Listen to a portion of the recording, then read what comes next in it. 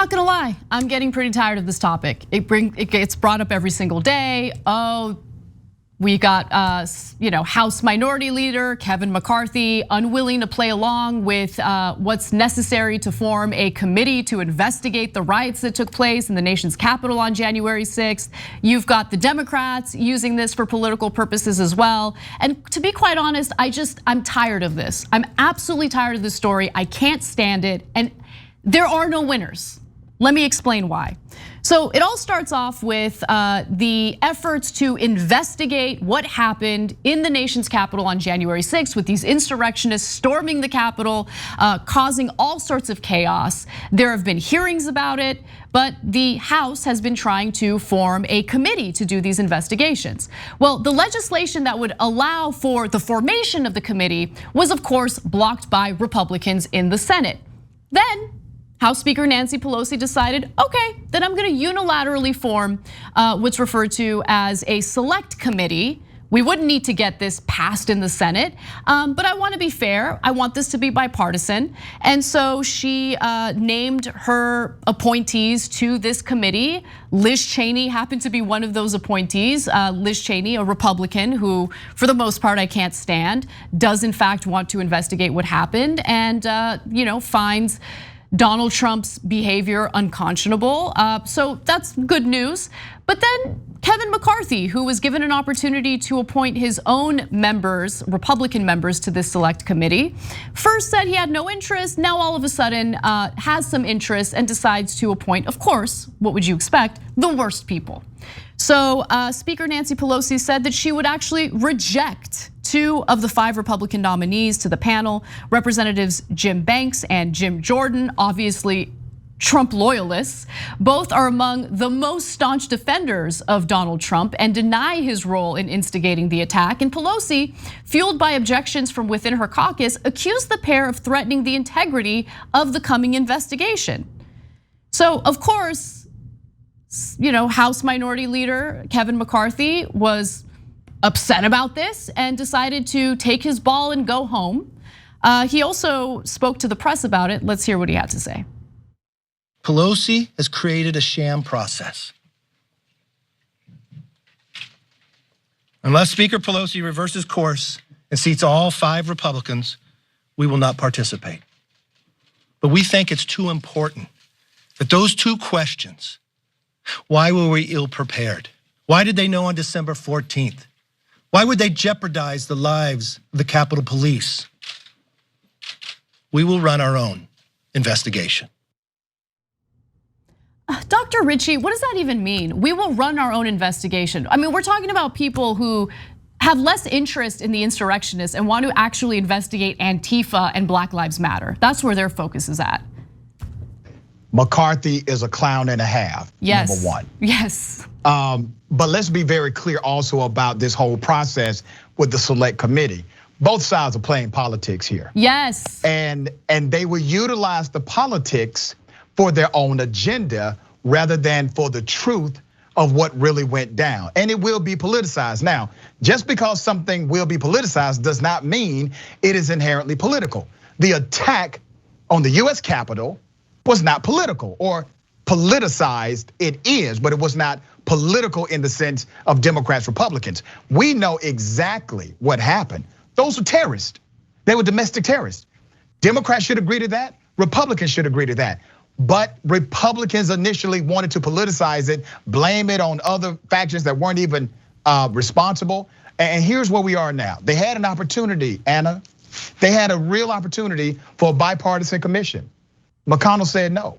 They said no to that. You don't get more bipartisan than what was on the table initially. Still, it would be a bunch of corporate Democrats and good old boy Republicans part of that committee, but at least you had an opportunity to have this commission. This was McCarthy's plan from the beginning, but Pelosi knew this. Pelosi was well aware of the political creature he is also.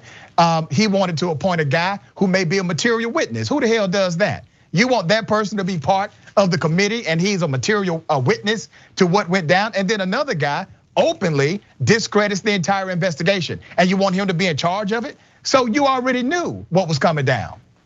Yeah, no, you're absolutely right. And I think it's important to focus on how the very formation of this select committee has become so politicized that I feel like the very point of doing this is kind of lost in the back and forth. Now, Kevin McCarthy was also talking to his colleagues about how to proceed. And as I mentioned earlier, he's taken his ball and going home. But prior to making that decision, McCarthy called a private meeting with all 5 of his nominees of the select committee, emerging shortly after with an ultimatum to Pelosi. Keep Banks and Jordan on board or all of the Republican picks would walk away. And guess what? Pelosi would not budge. And now the GOP is accusing her of insane things. So for instance, they, as I mentioned earlier, they want to investigate Black Lives Matter. They want to investigate Antifa. They want to deflect from the actual topic at hand, which is Trump supporters storming the nation's capital on January 6th. That's what they don't want to focus on that. And they know that it could be a potential political liability during the midterm elections. Pelosi also knows that it could be a liability for the GOP, which is why, when we talk about her pursuing this as a political tactic, that's what I'm personally referring to, right? She knows that it could potentially hurt them, which is why the GOP is trying to deflect. Now, McCarthy also does not want to focus on his personal role in all of this, right? Meaning the conversation he had with Donald Trump on the phone as the insurrection was taking place. In fact, reporters asked him about it during that press conference. Let's hear what he had to say. On May 20th in this room, I think you told us that you were prepared to testify about your conversation with President Trump on the afternoon of January 6th. Do you still stand by that? Are you still prepared to testify about your conversation? My phone call is out there. The question is, you make a phone call after people are in the Capitol to advise the president of what's going on, doesn't get to the answer of why were we ill prepared. That's really playing politics, and it really shows that that's the issue that they want to go to, of where they want to drive. We want to get all the answers. No, they don't want to get all the answers. They have obstructed any effort in doing any type of decent investigation into this. They refuse to hold Donald Trump accountable for his own provocations and his own incitements prior to the Capitol riots taking place. And he says that his phone call is out there. No, there are allegations about what was said during that phone call, but the phone call is not out there. And I would love to hear him testify under oath about what really transpired during that call. And it's also important to keep in mind that McCarthy himself has certainly changed his tone in regard to Donald Trump's actions, from how he felt immediately after the riots to how he feels about it today. So let's just do a quick rewind. Here's House Minority Leader Kevin McCarthy talking about Donald Trump and what transpired that day, pretty soon after the Capitol riots. The president bears responsibility for Wednesday's attack on Congress by mob rioters. He should have immediately denounced the mob when he saw what was unfolding. These facts require immediate action by President Trump. Accept his share of responsibility, quell the brewing unrest, and ensure President-elect Biden is able to successfully begin his term. And the president's immediate action also deserves congressional action, which is why I think a fact-finding commission and a censure resolution would be prudent. Unfortunately, that is not where we are today. Dr. Richey, so what happened?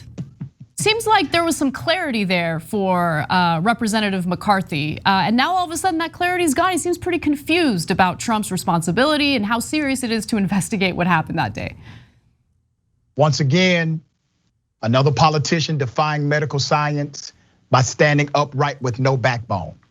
So in that moment, in that precise moment, he believed that his party was on his side. Now remember, he is 100% a reflection of the political expression around him. That's all he is. He is not a leader.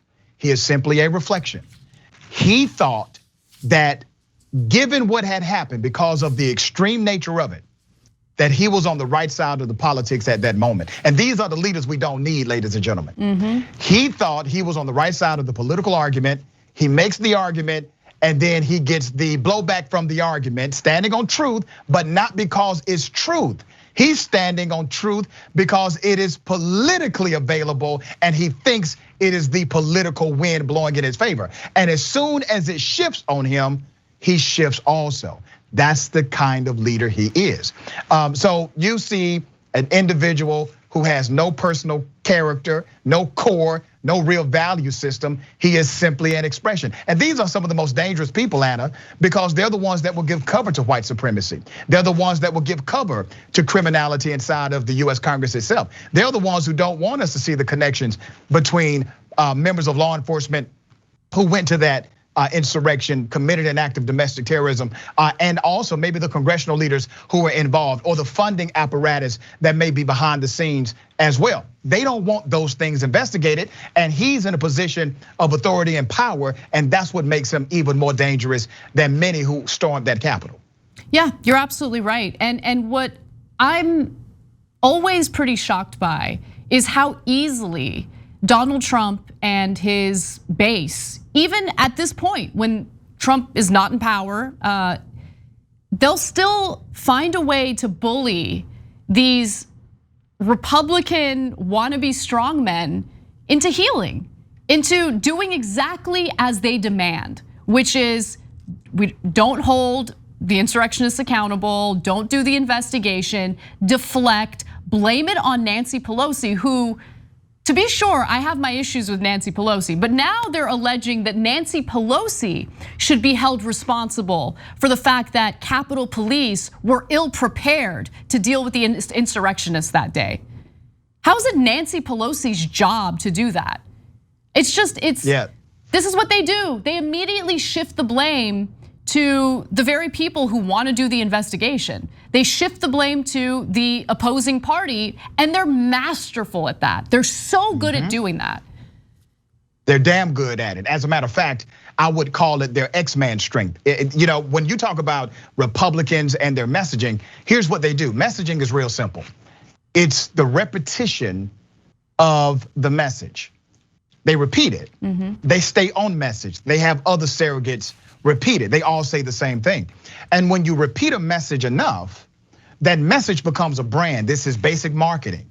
And when you start to market yourself, and it's called binary marketing, you start to market yourself in a way where you're either 100% here and 0% there, you force people to make a decision because you are framing the marketing debate. And that's exactly what they've been able to do. And they continue to do it because the information that they're spewing is typically BS. So when you know it's already BS, the only thing you have is the message.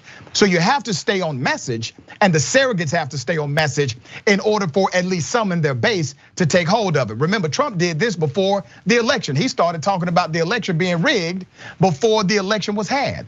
Hell, he did that when he ran for president the first time. He said if he lost, it was rigged, but if he won, it was not. It was binary marketing. And they have now picked up on the cues of Trump, and they're utilizing the same methodology to their base. Yeah, you're absolutely right. I mean, that's part of the reason why you have the majority of Republican voters who genuinely believe that the election was stolen from Donald Trump. I mean, we're living in two different realities, two different countries. It's bananas. Thanks for watching The Young Turks. I really appreciate it. Another way to show support is through YouTube memberships. You'll get to interact with us more. There's live chat emojis, badges. You've got emojis of me, Anna, John, JR. So those are super fun. But you also get playback of our exclusive member-only shows and specials right after they air. So all of that, all you gotta do is click that join button right underneath the video. Thank you.